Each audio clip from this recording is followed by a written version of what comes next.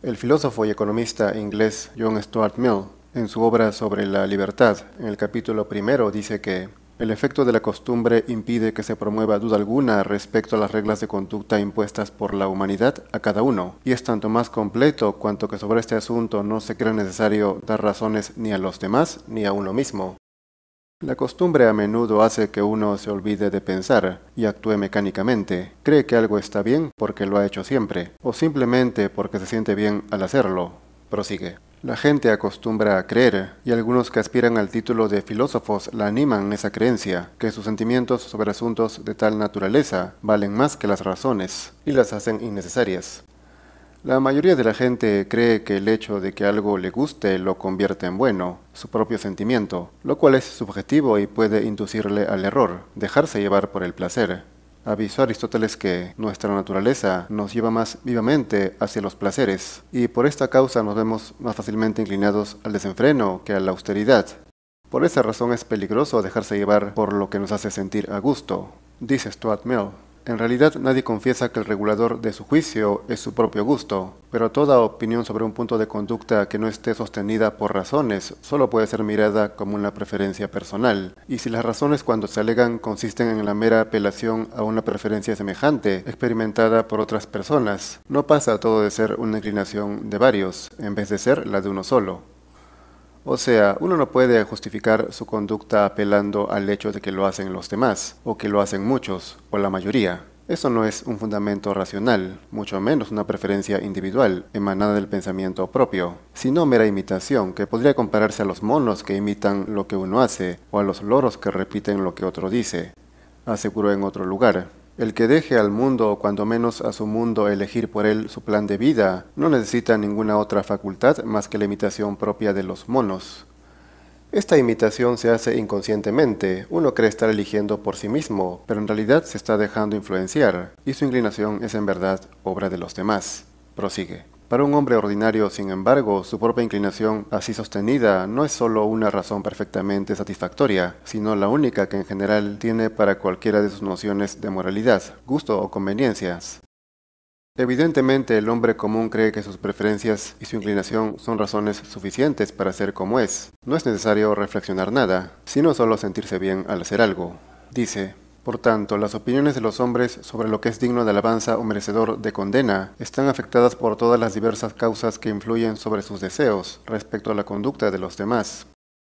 De este modo, el hombre promedio no es de ninguna manera imparcial ni objetivo, puesto que sus acciones no se basan en conocimientos, ni mucho menos en sus propios pensamientos, sino en sus gustos y sus deseos que, por cierto, no han caído del cielo, sino que han sido imbuidos por otros que mediante los medios les han impregnado ciertos comportamientos. Así advierte: en donde quiera que hay una clase dominante, una gran parte de la moralidad del país emana de sus intereses y de sus sentimientos de clase superior. Esta gente poderosa, adinerada, que posee casi toda la riqueza de un país, es la que dicta las normas de conducta que ha de seguir toda la sociedad, mediante los medios de comunicación que posee, manipula y adoctrina a la gente. Luego habla de la farsa de la libertad. Refiere que la única finalidad por la cual el poder puede, con pleno derecho, ser ejercido sobre un miembro de una comunidad civilizada contra su voluntad, es evitar que perjudique a los demás. Esto es clásico de la supuesta libertad, que uno puede hacer lo que quiera mientras no afecte a los demás. Dice que la única parte de la conducta de cada uno por la cual él es responsable ante la sociedad es la que se refiere a los demás. En la parte que le concierne meramente a él, su independencia es de derecho absoluta, sobre sí mismo, sobre su propio cuerpo y espíritu. El individuo es soberano. Esto es la teoría, nada más alejado de la realidad. En cuanto al cuerpo, la inmensa mayoría de personas están obligados a alquilarlo para poder sustentarse, ganando sueldos bajísimos que apenas les alcanza para comer, con lo cual son más esclavos que libres. Y en cuanto al espíritu, pues todos los medios de comunicación, incluidos el cine y la prensa, están en poder de una élite que diariamente persuaden a las masas y las manipulan según sus intereses. ¿Dónde está la libertad? Stuart Mill afirma que la libertad humana exige libertad en nuestros gustos, en la determinación de nuestros propios fines, libertad para trazar el plan de nuestra vida según nuestro propio carácter, para obrar como queramos, sujetos a las consecuencias de nuestros actos, sin que nos lo impidan nuestros semejantes, en tanto que no les perjudiquemos, aun cuando ellos puedan pensar que nuestra conducta es loca, perversa o equivocada. Esta libertad en realidad no existe, pues el carácter de una persona, sus costumbres, han sido moldeados por las instituciones y los medios que adoctrinan a todos. Es difícil que uno se forme un carácter propio, que lo identifique del resto, un pensamiento propio, que le haga ser libre.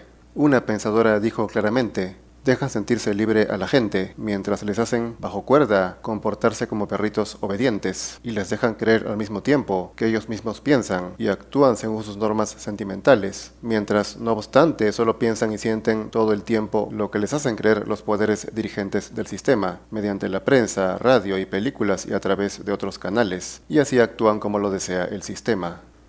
En todo caso, lo que hay no es libertad, sino el capricho de ser uno como quiera ser, lo cual no es elección consciente de uno mismo, sino que estas conductas han sido imbuidas y propiciadas por una cúpula que controla todo, incluso a los gobiernos. Ellos deciden qué comeremos, qué veremos en televisión, qué música oiremos.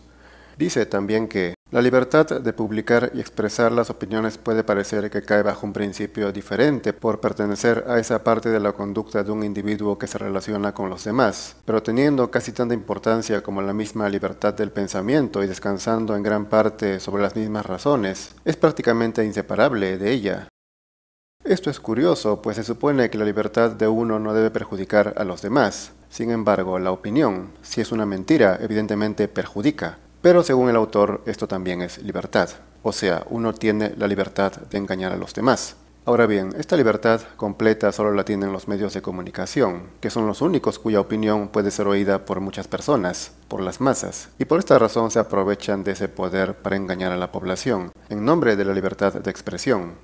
Luego afirma: su propio bien, físico o moral, no es justificación suficiente. Nadie puede ser obligado justificadamente a realizar o no realizar determinados actos, porque eso fuera mejor para él, porque le haría feliz, porque en opinión de los demás, hacerlo sería más acertado o más justo. Estas son buenas razones para discutir, razonar y persuadirle, pero no para obligarle o causarle algún perjuicio si obra de manera diferente. Dice que nadie puede ser obligado. Es que nadie es obligado, es decir, entiendo a Stuart Mill, pues en el siglo XIX varios países abiertamente obligaban a vivir a las personas de una manera determinada, pero hoy en día se les sigue obligando, incluso en los países considerados más libres, repito, mediante los medios, el cine, la televisión, la industria musical, se les impone una forma de vida y costumbres que están más cerca de la obscenidad y el vicio que de la virtud. Después Stuart Mill aclara que no es libre en ninguna sociedad, cualquiera que sea su forma de gobierno, en la cual estas libertades no estén respetadas en su totalidad, y ninguna es libre por completo si no están en ella absoluta y plenamente garantizadas. La única libertad que merece este nombre es la de buscar nuestro propio bien, por nuestro propio camino, en tanto que no privemos a los demás del suyo, o les impidamos esforzarse por conseguirlo. Para el autor la libertad depende del gobierno, lo cual en su época era mayormente cierto. Los gobiernos solían tener más poder que los capitales privados, empero en el siglo XX los gobiernos fueron derrotados por esos capitales internacionales, los cuales hoy en día dictan a su antojo cómo debe vivir cada país, qué costumbres ha de tener, y por supuesto que ellos han impuesto una falsa libertad en la que todos o casi todos creen. Y tal como sentenció Goethe, nadie es tan esclavo como quien se cree libre sin serlo. Esta falsa libertad consiste nada más y nada menos en que cada uno se entrega a sus placeres, en el pequeño tiempo que le queda luego de trabajar como esclavo, entregarse a lo peor de sí mismo, motivado por esos poderes. Es lo que hoy se llama libertad. Luego sostiene: el despotismo es un modo legítimo de gobierno tratándose de bárbaros, siempre que su fin sea su mejoramiento, y que los medios se justifiquen por estar actualmente encaminados a este fin. Esto parece contradictorio a lo que sostuvo, ya que está justificando el despotismo o la tiranía, siempre en cuanto el pueblo sometido sea bárbaro. Mas, ¿cómo diferenciar al bárbaro del que no lo es? Pues al menos en ese tiempo había pueblos con costumbres tan diferentes que entre ellas se acusarían mutuamente de bárbaras. O sea, el autor dice que no se puede obligar a nada a nadie mientras no afecte a los demás. Pero en este caso está justificando que se sojuzgue a una población, si es que es bárbara. Hay que recordar que Inglaterra bajo ese pretexto esclavizó y arrasó con muchos pueblos de la manera más cruel y sangrienta. También dice: la libertad, como un principio, no tiene aplicación a un estado de cosas anterior al momento en que la humanidad se hizo capaz de mejorar por la libre y pacífica discusión.